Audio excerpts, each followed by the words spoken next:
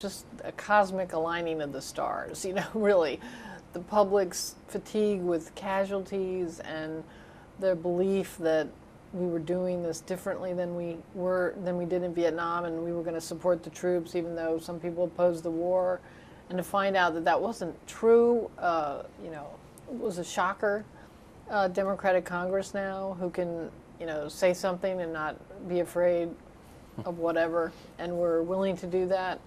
I have to say, though, members of the Democratic Party and the Republican Party visited Walter Reed, so there was a lot of hypocrisy everywhere, but I think people were rushing to condemn what they saw because they didn't want to get tagged for their complicity in a way, and that can be applied to members of Congress as well as the White House and the military command. So the military command, instead of, they initially fought it.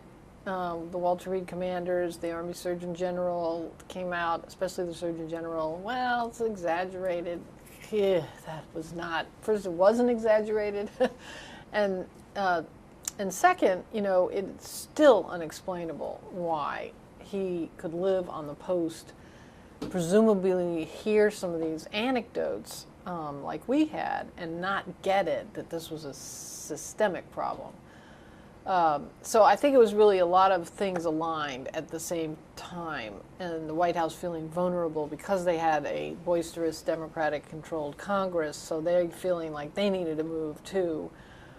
And then they had this groundswell, which continues today, of people in the country, not Washington, but veterans, family members, soldiers, just retired generals. One of the things that keyed me in on this was not going away was about 3 days after the stories broke, the Army sent a worldwide message to all the retired generals saying, this is appalling, we're going to fix it. And I figured, yeah, if they're doing that, that's because they know that's because they're receiving so much heat from their core base of supporters that they've got to do something about it.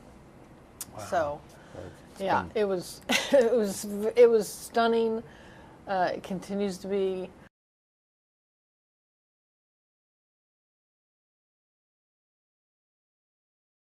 And you have the good fortune of being at one of the largest newspapers that has other economic interests outside journalism, and can well afford to have investigative reporters go into 20 countries. And also is not, and I don't mean to be corporate bashing when I say this, but it's not solely corporate owned. It is a family. And I do think that matters, because if you're only driven by your bottom line, you're going to get yourself into the position of that'll drive what you do as a paper and as reporters, and then you're getting into this vicious cycle of, well, what do people want to read about? How many dogs can we put on the front page?